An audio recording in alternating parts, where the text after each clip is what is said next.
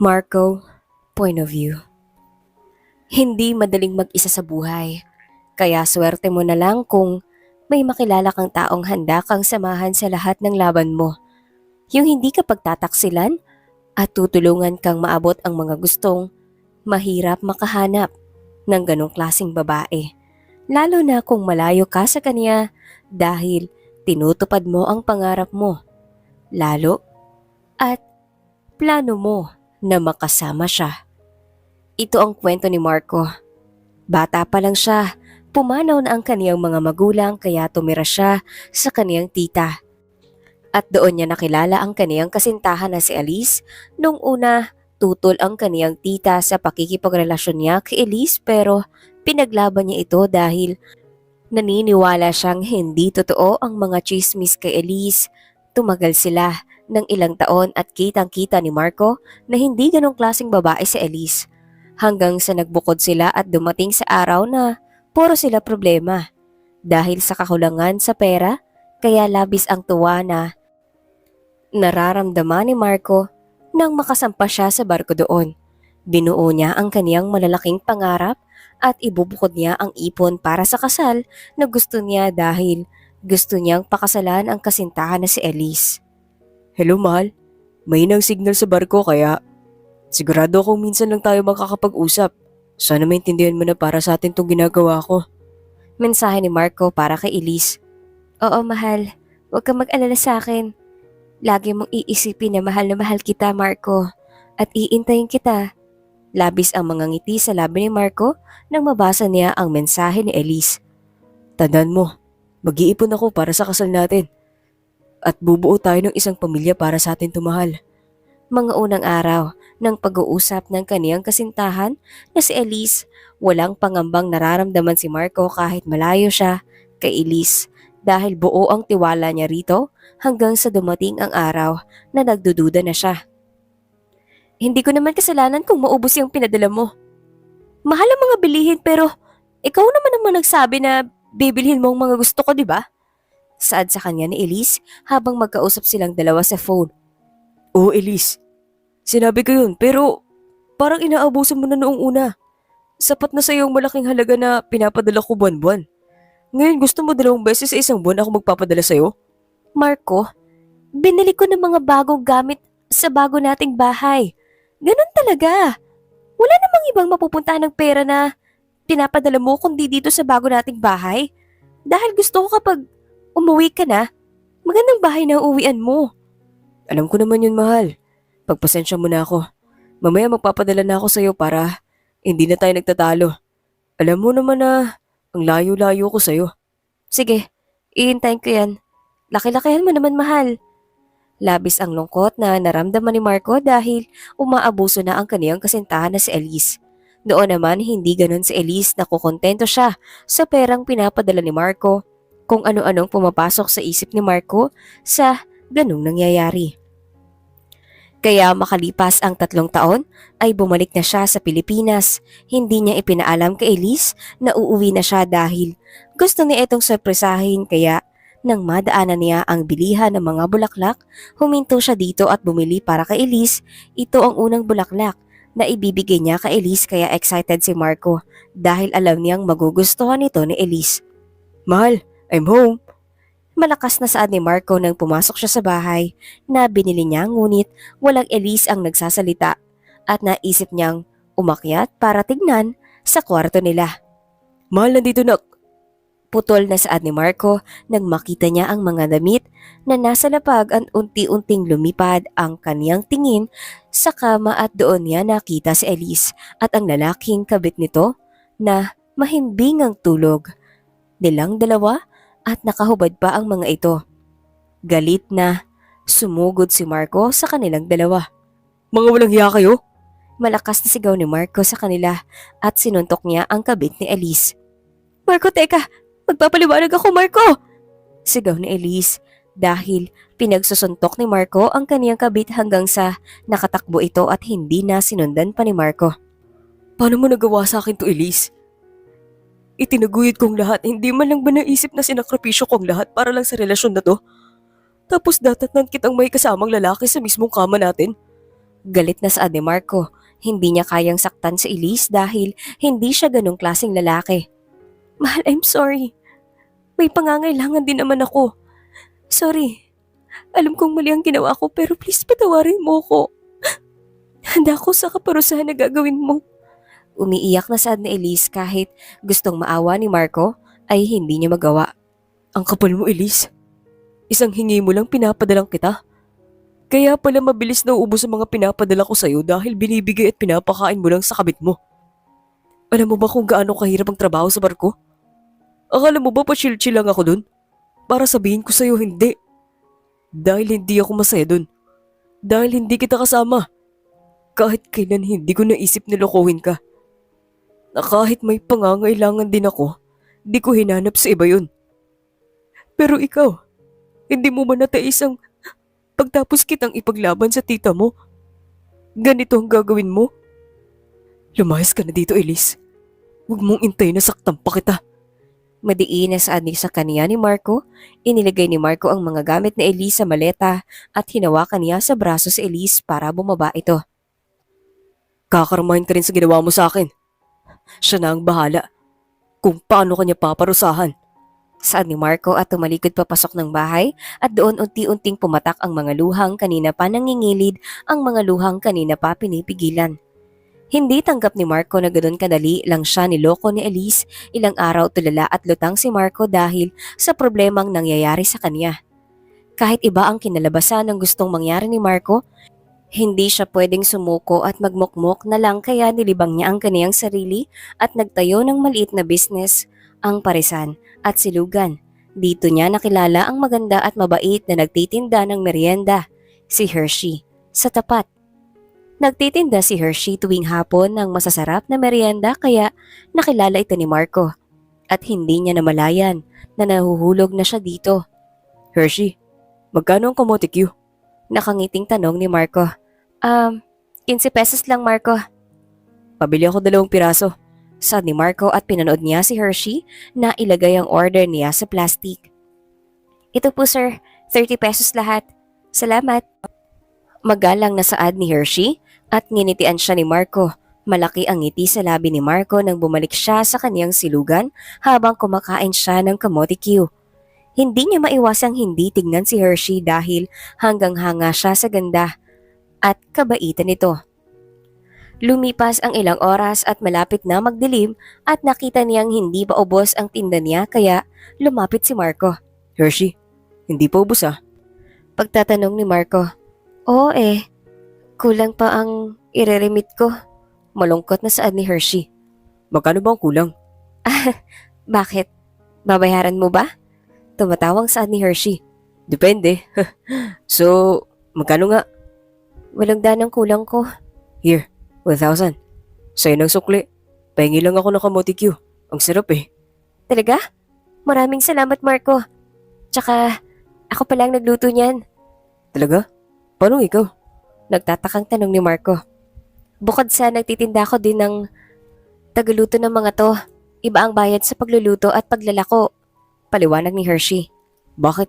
Nasaan bang mga magulang mo? Bata pa lang ako, pumanaw na sila kaya ako ito. Naniniwala sa himala. Aba, siguro soulmate tayo kasi bata pa lang din ako, wala ng mga magulang ko. Soulmate ka dyan. Kilabutan ka nga sa sinasabi mo. Hindi magandang biro yan. Joke lang. Pero, mali mo diba? Na ikaw at ako ay pwedeng maging tayo. Pangaasar ni Marco kay Hershey kung ano ang the moves na ang ginagawa niya, mapatawa niya lang ang babaeng hinahangaan niya. Utot mo! Wag nga ako, bulahin mo, Marco. Alam kong maganda ako at alam kong may gusto ka sa akin pero please wag ako. Baka sa una ka lang ganyan tapos lolokohin mo ko. Buti naman at alam mong gusto kita. At ang totoo niyan, wala talagang halong bola. Kung papayagan mo ako manligaw sa'yo, papatunayan kong ikaw lang at hindi magkakaroon ng iba. At doon parang nasabi ni Marco ang kaniyang totoong nararamdaman kay Hershey, namumula ang pisngi ni Hershey nang lingunin niya si Marco na seryoso ang mukha. Totoo ba ang may gusto ka sa akin? Bakit ako? Pagpapanggap na tawa ni Hershey kahit namumula na ang kaniyang mukha. Bakit naman hindi ka? Balik na tanong ni Marco kay Hershey. Marco, hindi ako maganda. Hindi ako kagaya ng ex mo, tsaka tignan mo ako. Ganitong babae ba ang gusto mo? Hershey, maganda ka. Ikaw ang pinakamagandang babae na nakilala ko. Wala namang nawawala kung susubukan natin, di ba? Hayaan mo ko ligawan ka at patunayan sa'yo na tunay ang pag-ibig ko. Handa akong maghintay, Hershey. Saad ni Marco habang hawak-hawak ang kamay ni Hershey at malalim ang kanilang pagtitinginan. Pero Mark, Magtiwala ka sa akin. Pag-isipan mo munang mabuti hanggang sa makapagdesisyon kang ligawan kita. Ihintayin ko ang oo mo, Hershey. nakangiting sagot ni Marco at bigla niya na lang niyakap si Hershey pagkatapos ng gabing na yon. Kinuha ni Marco ang phone number ni Hershey dahil gusto niya na raw araw kausap si Hershey. Pag-uwi ni Marco sa kaniyang bahay, nakita niya ang ibang gamit ni Elise na nasa kwarto. Ayaw niyang ihatid ang mga ito kay Elise dahil hindi pa siya handa na makita ito. Nilabas niya ang dalawang malaking kwarto at sa gilid ng kaniyang bahay may mga basurang kailangan sunugin kaya naisipan niyang sunugin na lang ang mga gamit ng kaniyang ex. Inapuyan niya ang mga ito at umakyat sa kaniyang kwarto para makapagpahinga. Ngunit nakaramdam ng pagkauhaw si Marco kaya agad siyang bumangon para bumaba. Pinuksan niya ang ref ngunit walang laman ng pitchel na nandun kaya kinuha niya ang bottled water at ayon, ang ininom niya kaya nakaramdam siya ng kakaibang lasa pero winalang bahala niya na lang ito. Inubos niya ang tubig at umakyat agad at agad siyang bumagsak sa sahig. Tulungan na kita, Marco. Saad ni Elise nang nagtatakang tumingin si Marco kay Elise. Paano ka nakapasok? Utal na tanong ni Marco at nanlalabo ang kaniyang paningin. Kinaumagahan, hawak-hawak ni Marco ang kaniyang sentido. Umupo siya sa kama at pagdilat niya, nagulat na lang siya nang maramdaman niya ang lamig sa kaniyang katawan. Pagsilip niya ay wala na siyang saplot kaya agad niyang tiningnan ng babaeng nasa gilid niya at laking gulat niya nang makita si Elise iyon. Ano ginagawa mo dito? Ano nangyari? Mga salita na kumawala galing kay Marco. Hindi mo naalala? Nakita mo ko at bigla mo kong hinalikan. At inakit mo ko dito, Marco. Nakangiting saad ni Elise kay Marco. Hindi. Paano naman nangyari yun, Elise? Huwag kang gumawa ng kwento. Hindi ako gumagawa ng kwento, Marco. Totoong sinasabi ko, bakit ka nakahubad ngayon kung hindi totoo? Saad ni Elise kay Marco. Ayusin na natin to, Marco. Magsimula na lang tayo ulit. Ako na lang ulit, Marco. Nababalik ko na ba? Hindi na tayo magkakaayos pa, Elise. Sigaw ni Marco at ibinigay niya ang mga damit ni Elise. Agad nagbihis si Marco at kinaladkad niya pababa si Elise. Aray, Marco, masakit! Ah! Malakas na sigaw ni Elise. Mas masasaktan ka kung hindi mo patitigilan ako, Elise. Umalis ka na. Sad ni Marco. Skinarado niya ang pinto at iniwan niya si Elise na umiiyak. Samakay agad siya sa sasakyan papunta sa kaniyang silugan.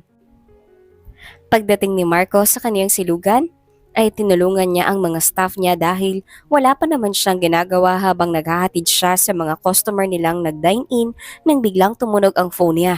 Kaya pinasuyo niya na lang sa ibang staff ang food na ihahatid niya at tiningnan kung sino ang nag-message sa kanya.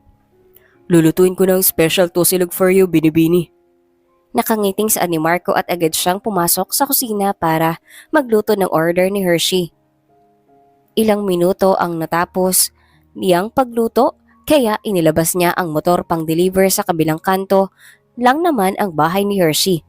Kaya mabilis silang makakarating ni Richard hanggang sa huminto sila sa mismong bahay ni Hershey. Ang bilis naman. Salamat sa free breakfast ha. Mahinang tawa ni Hershey. Mauna na kami. Kita na lang tayo mamaya.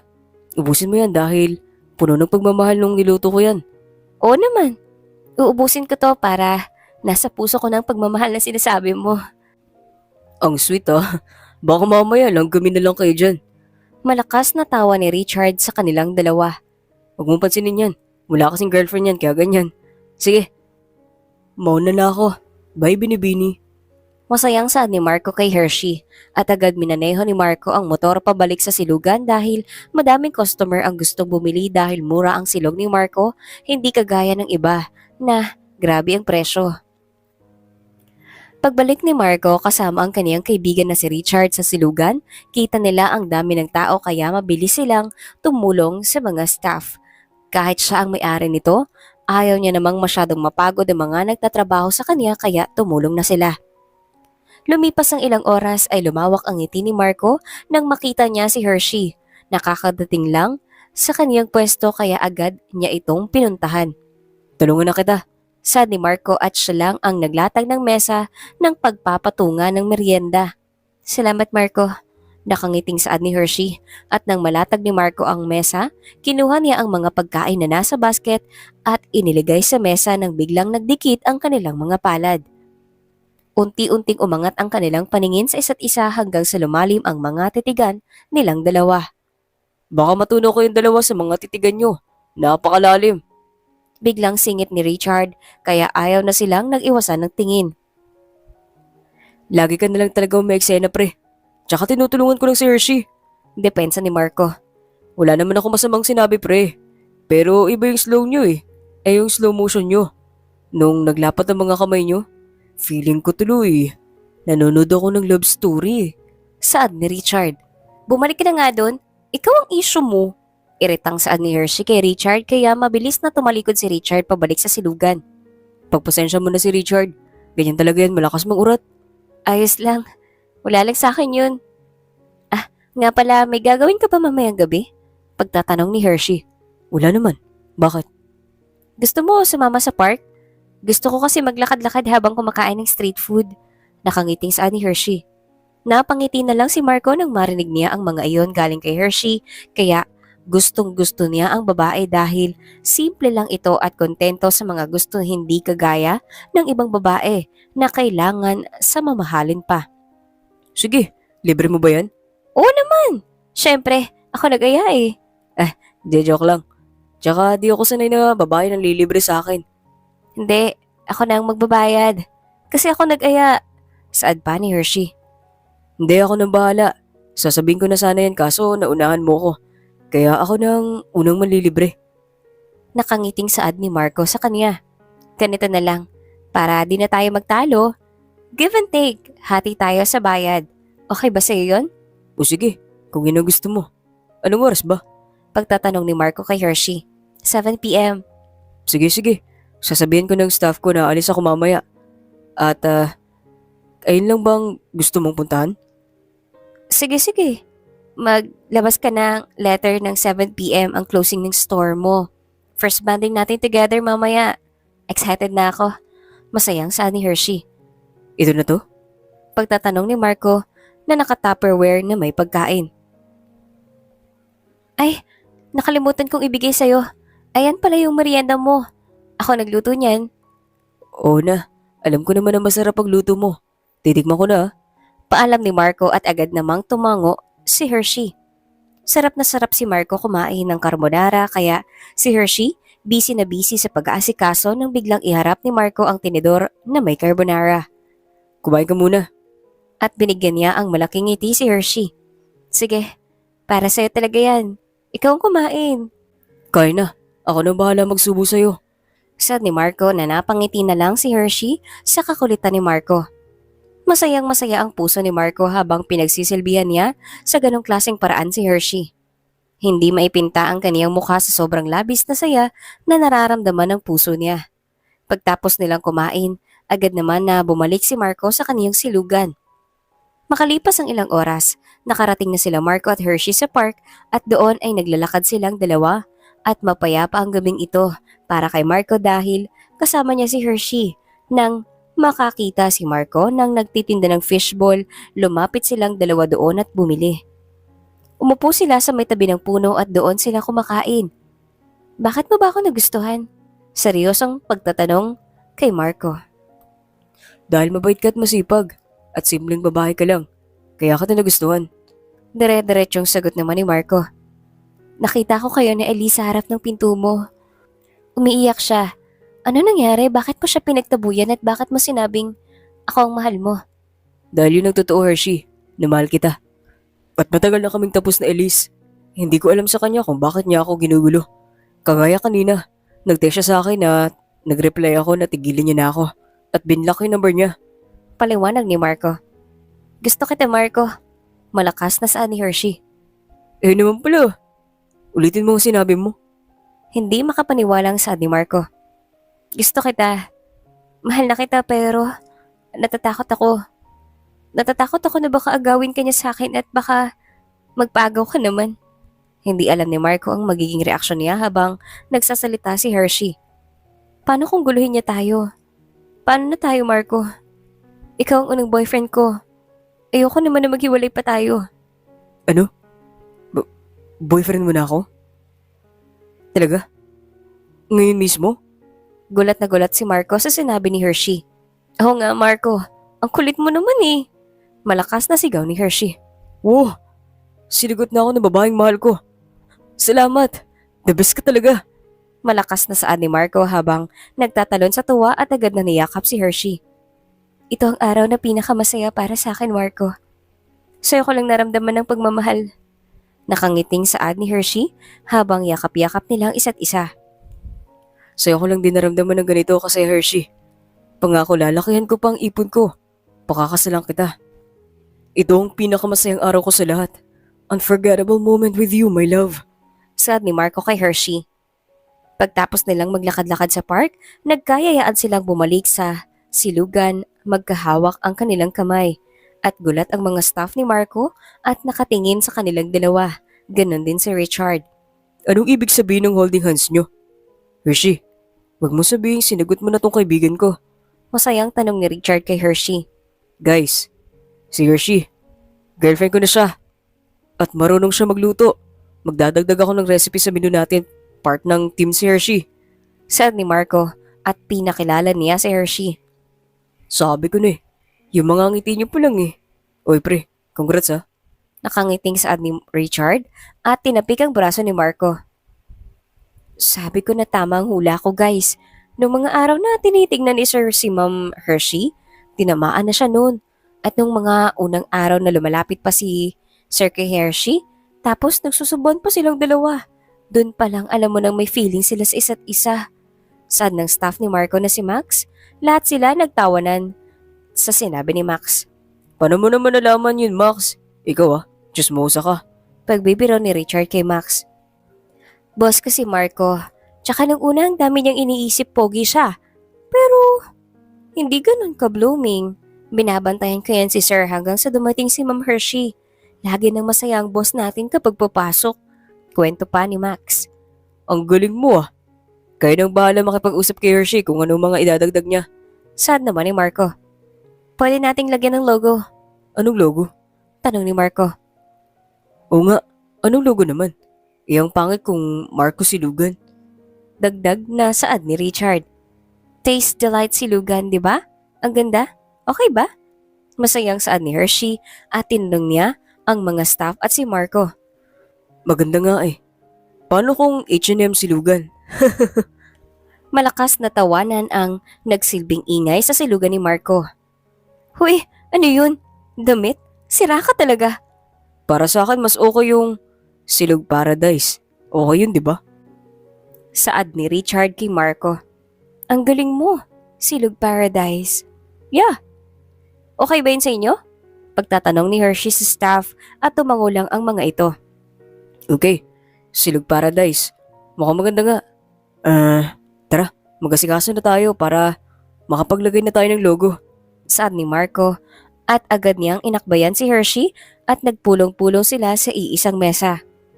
Lumipas ang isang buwan, masaya ang pagsasama ni Marco at Hershey sa isang buwan nilang relasyon ay maayos at masaya dahil hindi na nanggugulo si Elise. Ngunit bigla siyang nakatanggap ng mensahe galing sa ibang number. Marco, mahal, please, kausapin mo naman ako. Ayusin natin to. Sabihin mo nga sa akin mahal mo na ba talaga si Hershey? Kaya pinabayaan mo na ako? Saad ni Elise habang binabasa ito ni Marco. Napakamot ng ulo si Marco dahil buong akala niya ay titigilan na siya ni Elise. Elise, huwag ka namang gulo, okay? Maayos kami ni Hershey. Masaya akong kasama siya. Ngayon lang ulit ito. At oo, mahal ko si Hershey. At kung talagang mahal mo ako, hayaan mo akong maging masaya sa iba. Lalo na kung ikaw naman ang may kasalanan. Mensahe ni Marco para kay Elise. Last na to. Wag na wag mo na akong tatawagin. Dahil Imposible nang magkaayos tayong dalawa. Move on, Elise. Tingnan mo ang present at huwag kang lumingon sa past. I'm sorry pero may iba na akong mahal. At si Hershey yun. Huling saad ni Marco at binlock ang number na ginamit ni Elise. Pre, may good news ako sa'yo. Saad ni Richard kaya agad napalingon si Marco. Ano yun, pre? Pre, sasampa na ako sa barko. Kaso may bad news. Ha? Ano yung bad news? Isang taon pa, pre, bago ako makasampa ng barko. Malungkot na saad ng kaibigan ni Marco. Okay lang yun, pre. Sa buhay may mga pagsubok talaga na dapat tagpasan. Bago mo makuha ang gusto mo. Wala namang masama kung maghihintay ka. Kaya nga, pre.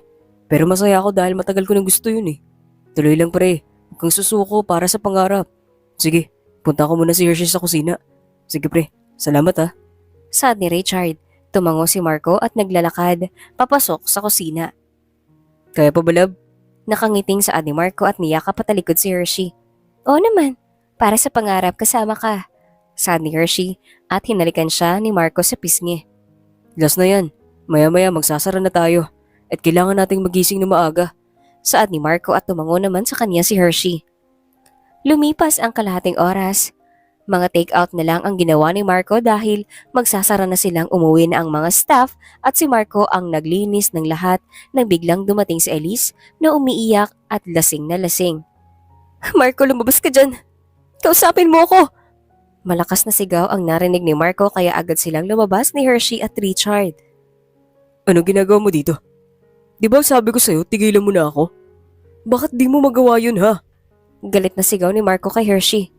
Marco, please, ayusin natin to. Sinasaktan ako ni Dato. Ayaw niya magtrabaho. Binubugbog niya ako. Marco, please, tulungan mo ako.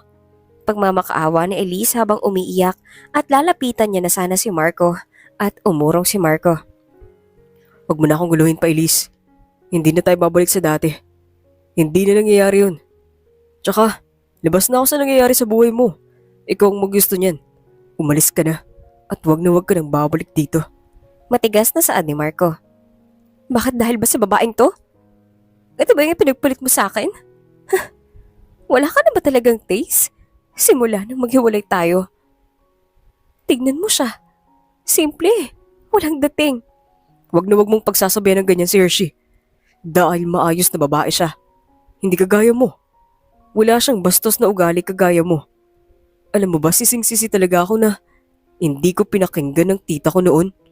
Na totoo ngang isa kang basura. Hindi napigilan ni Marco ang mga nasabi niya dahil pinagsalitaan ni Elise si Hershey ng hindi maganda. Okay lang kung simple ako. At least may skill ako na pagkakakitaan ko. Eh ikaw, anong meron ka? Naka-makeup ka nga, wala ka namang nagmamahal sa'yo. Maganda ka, maayos magdamit. Wala namang nagmamahal sa'yo. Hindi kita kalibel, Elise. Dahil kahit balibaliktarin mo ang mundo, mas madumi ka kaysa sa akin. Matigas na saan ni Hershey kay Elise. Walang iya kang babae ka? Sino ka para sabihin ako ng ganyan? Hindi mo ba alam ang pinunta ko dito? Marco, ipagtanggol mo ko. Bakit naman kita ipagtatanggol? Kung totoo naman ang sinabi ni Hershey. Alam mo, Elise, umalis ka na. Huwag ka nang manira ng buhay. Ayusin mo na lang yan sa'yo dahil dito masaya kami nagsasama. Sad ni Marco at tatalikod na sana si Marco nang makita niya si Dato ang lalaking naging kabit sa relasyon nila ni Elise. Marco, buntis ako. Anak mong dinadala ko. Isang buwan pagtapos nung nangyari sa atin. Nakangiting saad ni Elise habang nakayoko siya dito. Ano? Pre, anong sinasabi ni Elise? Gulat na saad ni Richard. Sinong maniniwala sa sinasabi mo, Elise, ha? Hindi kami tanga kung sa tingin mo ay maloloko ka rito. Wala. Saad ni Hershey sa kanya at hinawakan ang kamay ni Marco. Ayaw mo maniwala? Ayan, mga picture nung gabing yon. Saad ni Elise at ibinagsak ang mga picture na kuha niya nung gabing nilagyan niya ng pangpatulog si Marco. Marco? Totoo ba to, Marco? Ano to? Malakas na sigaw ni Hershey. Please, Marco. Tulungan mo ko tumakas. Ayoko kay Dato. Para maging maayos ang lagay ng anak natin, tulungan mo ko. Gusto ko nang makalis kay Dato. Pagmamakaawa ni Elise. Hindi, Elise. Hindi ako naniniwalang buntis ka. Dahil walang nangyari sa atin. Nung gabing yun, uminom ako ng tubig ng ibang lasa. May ibang lasa akong naramdaman at hindi ko na alam yung nangyari. Saad ni Marco at hinawakan ng kamay ni Hershey. Huwag ka maniwala sa kanya, hindi totoo yun. Walang nangyari sa aming dalawa. Nagulat na lang ako na nasa loob na siya ng bahay. Hindi totoong sinasabi niya. Paliwanag ni Marco kay Hershey. Siguraduhin mo lang na hindi totoo. Dahil hindi kita mapapatawad, Marco. Saad ni Hershey at tinignan niya sa Elise, lumapit siya dito at hinawakan niya sa braso. Aray, Marco! Sinasaktan niya ako! Richard, ikaw na munang bahala dito. Pupunta tayo ng ospital kung talagang buntis ka. Saad ni Hershey at agad na pumayag si Marco. Ano? Bitawan mo ako! Buntis ako! Hindi na natin kailangan pumunta ng ospital. Manahimik ka. Hindi mo ba alam ang pakiramdam ko ngayon? Galit na galit ako, Elise. Kaya, sumama ka na. Malakas na sigaw ni Hershey, agad na sumakay si Elise sa sasakyan at pinaandar naman ni Marco papunta sa ospital. Ilang minuto lang ang biyahe nang makarating sila at agad na tinawag ni Marco ang kilala niyang doktor at doon niya dinala si Elise. Okay, pumasok ang mga magpapatingin. Saad ng doktor kaya pumasok si Marco. Pumasok ka na. Di ba buntis ka? Singhal ni Hershey kay Elise habang tinitingnan niya ito. Iba ang reaksyon ni Elise nang humiga siya sa kama. Sa labas ako maghihintay. Hindi ko kayang makita kung totoo man ang sinasabi niya. Galit na saan ni Hershey kay Marco. Hindi na nakapagsalita si Marco at agad na lumabas si Hershey. Okay ma'am, relax lang po kayo. Dito malalaman kung buntis ba talaga kayo. Sad ng doktor kay Elise habang si Marco nakatingin lang sa monitor at wala sa sarili. Ang hilig mo talaga manggulo. Hindi ka na nakontento gumawa ka pa ng ganitong eksena, Elise. Nakakaya ka. Sad ni Marco kay Elise hanggang sa ipasok ng doktora ang pang-ultrasound. I'm sorry ma'am pero wala pong baby sa tiyan niyo. Walang cervix na nabuo sa loob. Sa totoo lang malapit na ang menstruation mo. Sad ng doktor kay Elise, mariin na napapikit na lang sa Elise habang si Marco napahawak sa kaniyang sentido. Walang iya kang babae ka? Sinungaling. Lahat ginawa mo, masira lang kami ni Hershey. Pero nagkakamali ka. Yan yung pangit sa'yo eh. Kaya mas pinili kong kalimutan ka. Malakas na sigaw ni Marco at lumabas sa ultrasound room. Ano nangyari? Umiiyak na sad ni Hershey. Nakaramdam si Marco ng awa at sakit dahil nakikita niya na umiiyak ang babaeng mahal niya. Hindi siya buntis. At walang nangyari sa amin. Diretsyong sad ni Marco at agad niyang niyakap si Hershey. Sorry kung umiyak ka dahil sa ganitong nangyari. Sorry. Sad ni Marco habang mahigpit ang pagkakayakap kay Hershey. Habang naglalakad sila palabas ng ospital, tumatakbo si Elise palapit kay Marco at lumuhod ito sa harap niya. Marco, sorry. Mahal na mahal kita. Kaya ako nagawa yun. Patawarin mo sana ako. Marco, please. Ang kapal na mukha mong humarap pa. Hindi ka ba nahihiya? Nakakaawa ka, Elise. Hindi mo dapat ginagawa mga bagay na yan sa babae ka. Pero bakit desperada ka? Sa ni Hershey kay Elise. Sorry, Hershey. Gusto ko lang makatakas kay Dado. Please, patawarin niyo ako ni Marco. Saad ni Elise habang nasa harap sila ng ospital nang biglang dumating si Dado kasama si Richard. Nangya ka? Ang kapal ng mukha mong takasan ako para lang manggulo dito. Sigaw ni Dado kay Elise at hinawakan niya ito sa braso. Marco, please tulungan mo ko. Ayoko na. Sasaktan niya lang ako. Pagmamakaawa ni Elise kay Marco habang nakalapit o nakakapit siya sa braso ni Marco. Marco, maawa ka. Tulungan mo ko. Pagmamakaawa ni Elise habang hinahatak siya ni Dado, hindi nagdalawang isip si Marco. Natanggalin ang kamay ni Elise sa kaniyang braso at pipigilan sana ni Hershey na awatin siya ni Marco. Umiiyak ng malakas at sigaw si Elise habang hinahatak siya ni Dado. Kita sa mata ni Marco na may awa pa siya pero ayaw niyang maawa sa ngayon. Love, sure ka bang ayaw mong tulungan natin si Elise? Nakita ko mong paano siya pagbuhatan ni Dado. Oo nga pre, nakakaawa si Elise. At nakita ko sa likod niya mga pasa. Kailangan niya ng tulong, love. Saad ni Hershey. Naawa ko pero hindi niya deserve. Pinili niya mga ganun. At hindi na natin kasalanan yun. Tsaka tignan mo ginawa niya. Muntik niya na tayong paghiwalayan. Love, kahit katiting na awa, Pag ginawa kong tulungan siya, mag-e-expect siya ng mas magkakaayos kami. Paano kung guluhin niya ulit tayo? Paano tayo hindi tayo matatahimik, love? Naintindihan mo ba ako? Pero pre, kailangan niya ng tulong. Sumunod sa akin si Dado. Muntik niya na akong saktan kanina kung hindi ko pa sinabi yung mga nangyari kanina. Naintindihan ka love, pero kailangan natin siyang tulungan. Tsaka hindi ko naman nahahayaan na lapitan ka niya. At doon nakapag-isip sila ng plano kung paano makakapakulong ni Marco ang kinakasama ni Elise. Si Richard ang tumawag ng pulis kaya nasa labas sila ng bahay ni Dado at iniintay ang mga pulis. Naririnig nila ang malakas na sigaw ni Elise kahit gusto nang pasukin ni Hershey. Hindi maaari hanggang sa dumating ang pulis. Sabay silang pumasok sa loob. Walang magiging masaya, Elise. 'Di ba? Sabi mo mahal na mahal mo ko. Nung niloloko natin ang dati mong asawa. Ngayon gusto mong takasan? Gusto mo kong takasan, ha? Pinili mo ko kaya magsama tayo hanggang kamatayan. Mga salitang dinig na dinig ni Marco at ang mga kapitbahay. Nagsisisi ako, niloko ko ang lalaking nagmamahal at tumanggap sa pagkatao ko. Sana hindi na lang ako natukso sa isang kagaya mong walang kwenta. Sana hindi ko niloko si Marco. Sana yung pagkukulang niya hindi ko hinanap sa iba, edi sana masaya kami ngayon. At hindi mo sana nasira ang buhay ko. Malakas na sigaw ni Hershey, napatitig na lang si Marco kay Hershey nang marinig niya ang mga sinabi ni Elise. Tanga-tanga kang babae ka. Nung una, pinipirahan lang kita pero mas naisip kong gamitin na kita habang buhay. Hindi ka makakaalis sa poder ko, Elise. Mamamatay ka muna bago mangyari yun. At tingnan mo ngayon, yung lalaking mahal na mahal ka noon, wala nang pake sa'yo. Nakakaya ka. Nagpanggap ka pa talagang buntis. Dado Bautista, hinuhuli ka sa aktong pagbubugbog kay Miss Elise. May karapatan kang kumuha ng abogado kung wala kang lakas. Pero meron tayong batas at handa ka nilang tulungan. Saad ng pulis at itinaas ang warrant para kay Dado habang si Hershey naglakas loob na itulak si Dado at hinatak niya si Elise. Elise, tara! Sigaw ni Hershey at hinatak niya si Elise at doon napusasan nila si Dado. Ilang minuto din nila si Dado sa kulungan habang si Elise ay iniimpake ang mga gamit niya dahil uuwi siya pa sa probinsya kung saan andoon ang mga magulang niya. Awang-awa si Hershey dahil kitang-kita niya ang mga pasa na natamo ni Elise kanina. Sigurado ka bang ayaw mo nang magpahatid?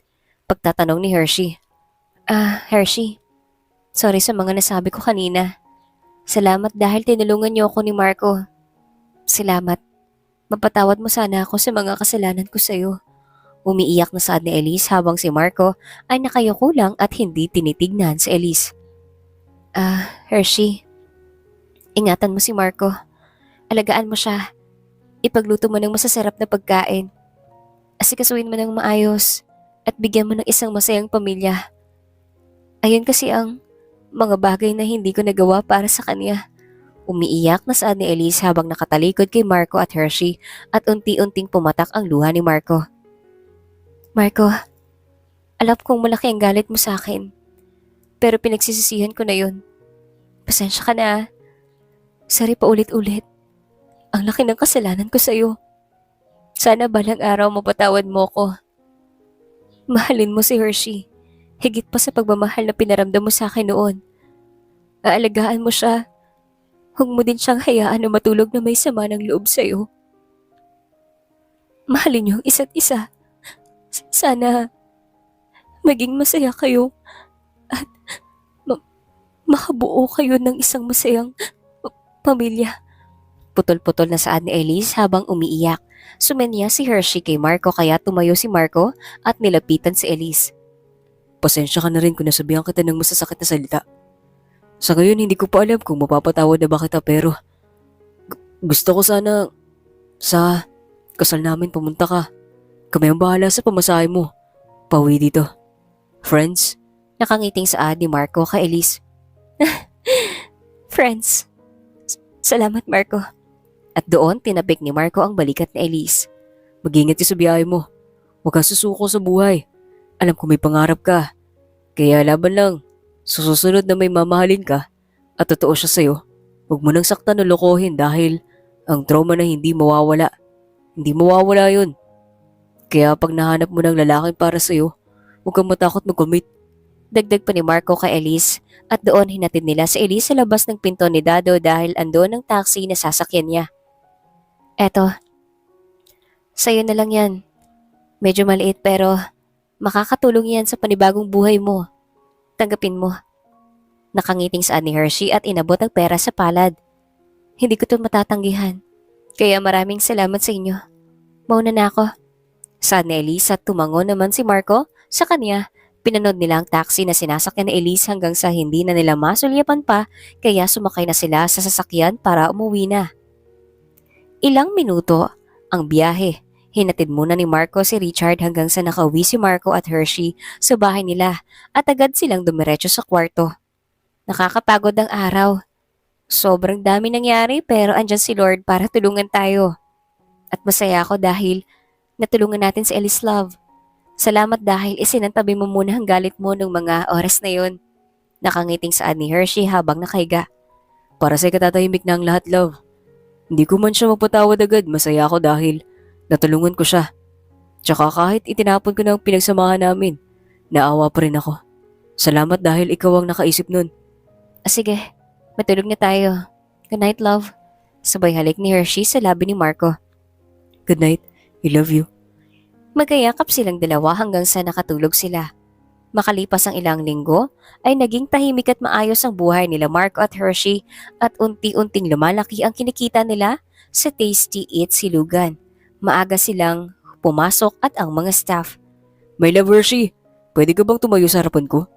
Utos ni Marco kaya nagtataka naman si Hershey habang palapit sa harap ni Marco. Flowers for you. Wow! Anong meron, love? Bakit may pa-flowers? Love, salamat sa pagtanggap sa akin. Salamat sa pagtulong at salamat sa pagsama mo sa akin. Maabot unti-unti ang gusto ko sa buhay. Alam mo kung gaano kita kamahal at kung gaano kita kagustong makasama habang buhay. Feeling ko kasi ito na yung tamang time na sabihin sa ito. Putol na saan ni Marco at dahan-dahang lumuhod at inilabas ang singsing. Love, will you marry me? Masayang saad ni Marco habang nakatitig siya sa mga mata ni Hershey na nangingilid ang mga luha sa mata. Oo naman. I marry you, Marco Rivera. Umiiyak na saad ni Hershey at lumapit siya kay Marco at niyakap niya ito. Sinuot naman ni Marco ang singsing kay Hershey. Thank you, love. I love you. Hershey Soriano Rivera. Saad ni Marco habang mahigpit ang pagkayakap niya kay Hershey at ang mga staff ay nagpalakpakan.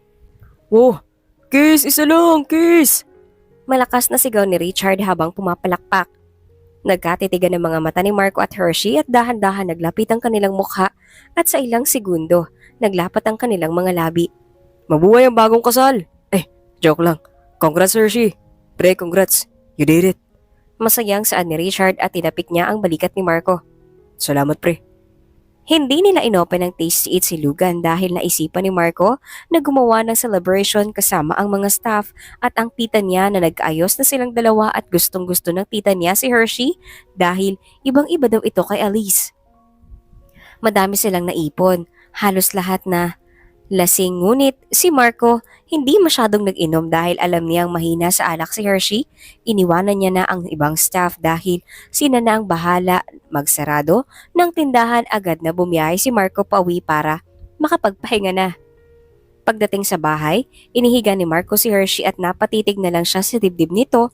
Pilit pinipigilan ni Marco ang nararamdaman niya kaya tatayo na sana siya papunta sa banyo nang biglang hatakin siya ni Hershey. Bakit ayaw mo makipag-make love? Bakit? Di mo ba inaaya? Or I mean, di mo ko inaaya? Reklamo ni Hershey. Love, sabi ko naman sa'yo, kailangan kasal na tayo bago natin gawin yun. Kaya ko naman pigilan ng ganun. Paliwanag ni Marco.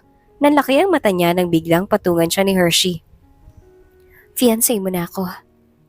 Ngayon, love, at soon asawa mo na. Mapang-akit na saan ni Hershey habang hinahawakan niya ang abs ni Marco at isa-isa niyang tinanggal ang butones nito. Love, seryoso ka ba? Nagtatakang tanong ni Marco. Dahil ang balak niya ay honeymoon, niya gustong gawin ang make love na iyon. Shh! Saan ni Hershey at dahan-dahan hinalikan si Marco, mabagal ang paghalik ni Hershey nang biglang tumugon si Marco at doon nakaramdam silang pareho ng init na hindi nila inaasahan. Kung ayaw mo, pwede naman. Saad ulit ni Marco. Gusto ko, love. Saad naman ni Hershey. Okay, I'll be gentle. Wala akong pakialam kahit kalmutin mo ang likod ko.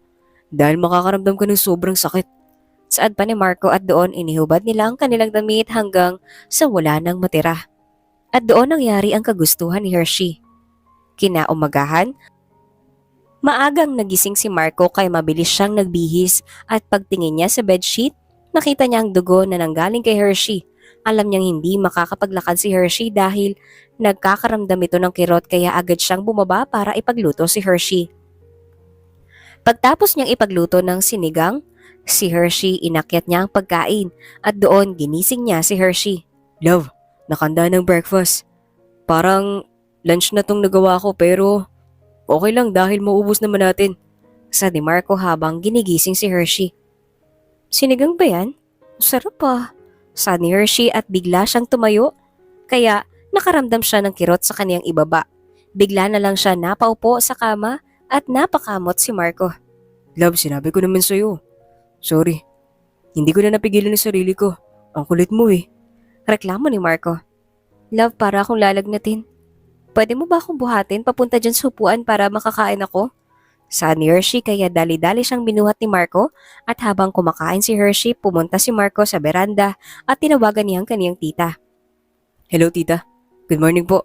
Oh, iho, bakit ka napatawag? Tanong sa kanya ng tita Melinda niya. Kasi po, Hindi alam ni Marco ang sasabihin niya sa tita niya dahil baka tawanan lang siya nito. Bakit anong nangyari, Marco? Bakit di ka makapagsalita? Natatarantang tanong ng tita niya. kasi tita, may nangyari sa amin ni Hershey. Tapos sumama ang pakiramdam niya ngayon.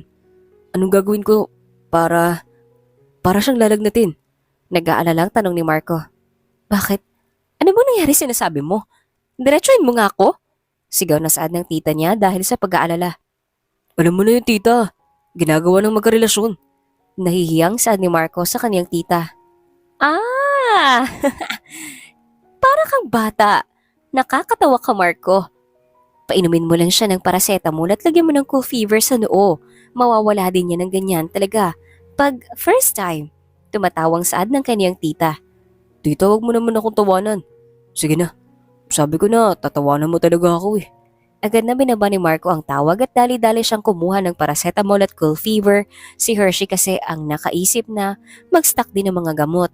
Lalo na kapag may nagkakasakit kaya saktong pagdating niya sa kwarto ay tapos na si Hershey kumain.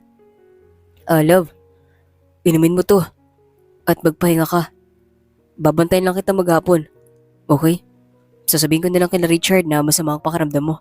Saad ni Marco at inilapag ang gamot sa harap ni Hershey. Thank you, love. Nakangiting saad ni Hershey at agad naman niyang ininom ang gamot. Binuhat ni Marco si Hershey pabalik sa kama at inilagay niya ang cool fever sa noo ni Hershey. Agad siyang bumaba para ilagay sa kusina ang nagamit ni Hershey. Hello pre. Agad na saad ni Marco kay Richard. Uy pre, magandang umaga. Papunta na ba kayo? Tanong ni Richard sa kanya. Pre, ikaw na munang bahala dyan. Masama kasi ang pakiramdam ni Hershey. Nilalagnat kaya babantayan ko siya. Saad ni Marco kay Richard. Ganun ba pre? O sige, pakisabi kay Hershey magpagaling siya. Akong bahala dito. Sige, ibaba ko na. Saad ni Marco at ibinaba ang tawag.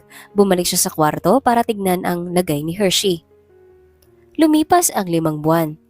Mas lumago ang tindahan ni Marco kaya ngayon ay nagpag-down na siya ng pera sa engineer na nakuha nila at nakabayad na din sila ng pagtatayo nila ng restaurant pero hindi sila isasarado ang unang tindahan at ang tita Melinda ni Marco ang mag-aasikaso nun habang si Marco sa restaurant. 5 buwan na nakalipas, ang daming masasayang nangyari. Lagi na nakikipag-make love si Hershey at hindi na siya nilalagnat dahil dito. At masaya si Marco at Hershey dahil umaten si Elise sa kanilang kasal ngayong araw. Matagal pa ba? Hindi kasi ako pwedeng malate sa kasal ko. Saad ni Marco habang kinakausap ang langit, nasa traffic kasi siya. Bumalik ang sigla ng ngiti ni Marco na umandar ng mga sasakyan at mabilis siyang nagmaneho papunta sa simbahan na tumayo na siya kung saan panonoodin niyang maglakad si Hershey ng naka-wedding dress. At ang moment na pinakahihintay, dahan-dahang naglakad si Hershey, hindi mapigilan ni Marco ang mga luha niya dahil napakaganda ng babaeng naglalakad sa harap niya hanggang sa nakarating si Hershey sa kaniyang nanay. Ingatan mo ang anak ko, Marco. Mahinang saad ng nanay ni Hershey kay Marco. Yes po, tita. Thank you po. Saad ni Marco at hinawakan ni Marco ang kamay ni Hershey at inalalayan niya ito papunta sa harap ng pari. Nagmisa muna ang pari hanggang sa kailangan na nilang magpalitan ng vow sa isa't isa. I, Marco Rivera, take you Hershey Soriano as my lawful wife. I, Hershey Soriano, take you, Marco Rivera, as my lawful husband. I promise to keep you by my side through good times and bad.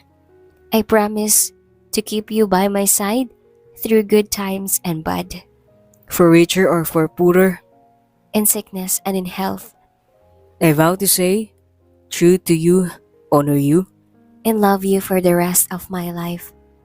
Until death do us part. Umiyak si Marco habang sinasabi ang vow kagaya ni Hershey. Gulat si Marco dahil biglang pinigilan ni Hershey ang pari na magsalita. Sorry, Father, pero bago ang lahat may gusto ko sabihin. Marco, I'm 3 months pregnant. Masayang saad ni Hershey at mas lalong masaya si Marco sa sinabi ni Hershey. Yeah, magiging daddy na ako. Malakas na saad ni Marco sa loob ng simbahan.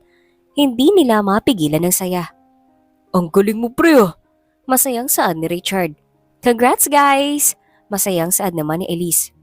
Marco, Hershey. It is at this time that I now pronounce you husband and wife. You may now kiss the bride. Nakangiting saad ni Father at doon lahat ng bisita ay sumisigaw at iniintay ang paghalik ni Marco sa kaniyang bride na si Hershey. Unti-unting naglapit ang kanilang mga labi. At matinding sigawan pa ng mga bisita nila ang narinig. Agad na ibinato ni Hershey ang bulaklak at si Elise ang nakakuha. Noon, isinakay naman ni Marco si Hershey sa sasakyan at doon masaya silang umalis sa simbahan na may matatamis na ngiti sa mga labi. Pagtapos ng kanilang honeymoon, ay nagpagdesisyon na ni Marco na ipa-ultrasound ang baby nila ni Hershey kaya ilang araw ang lumipas, agad-agad silang pumunta sa ospital dahil, sabi ni Hershey, masyadong malaki ang tiyan niya. 3 months siyang buntis kaya kailangan pa ipatingin ito. Miss Rivera, are you ready?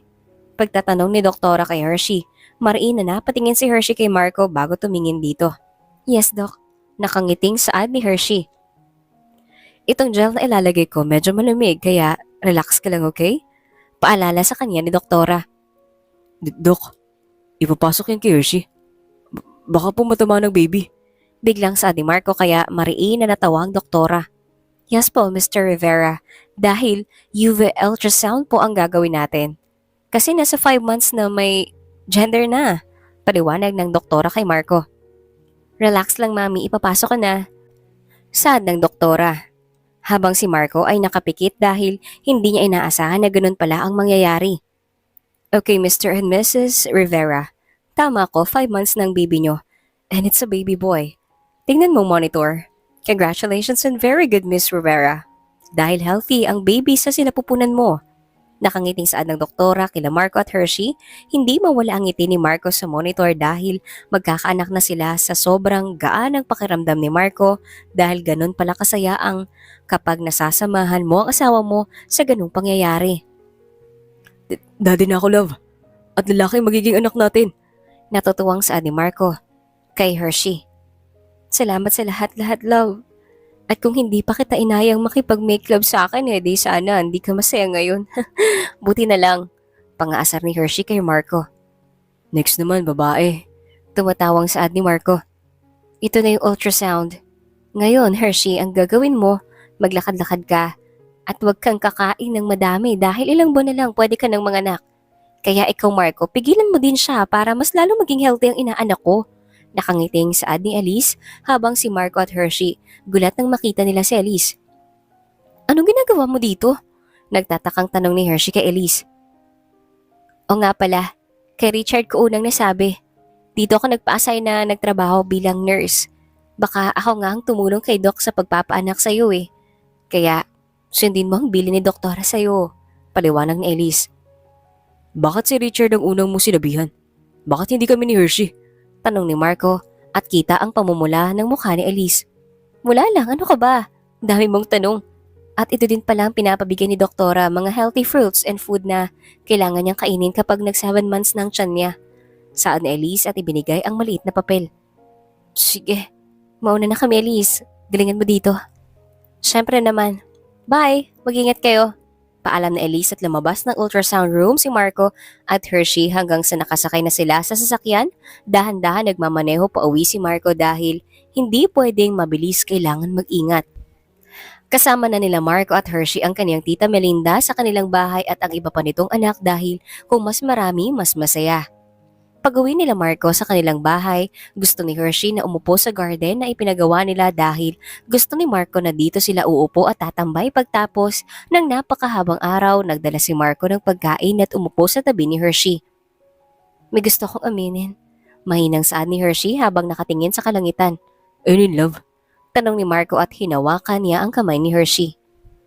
Nung unang araw na nakita kita, parang nakaramdam ako ng kakaibang feeling.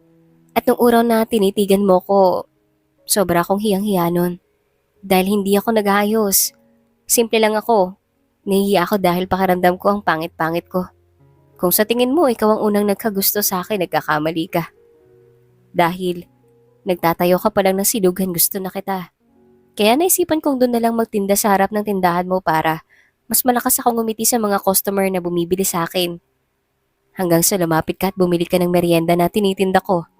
Sobrang saya ng puso ko noong mga oras na yon dahil finally, napansin mo din ako. Mahinang pagtawa ni Hershey habang sinasabi niya ang nararamdaman niya noong araw na nakita niya si Marco. Sa kabila ng lahat, hindi ko alam kung deserve ba kita kasi sobrang swerte ko na nakilala kita. Wala na akong iba pang dapat sabihin kundi manatili tayo sa isa't isa hanggang dulo. Panoorin na maglakihan ng mga anak natin. Thank you for accepting all my flaws and imperfection. At salamat dahil hindi mo hinanap sa iba ang wala sa akin. Pangako mamahalin kita hanggang dulo. Pasimpleng pinunasan ni Marco ang luha sa kaniyang mata at mas lalo siyang hinigpitan ng pagkahawak sa kamay ni Hershey. I love you.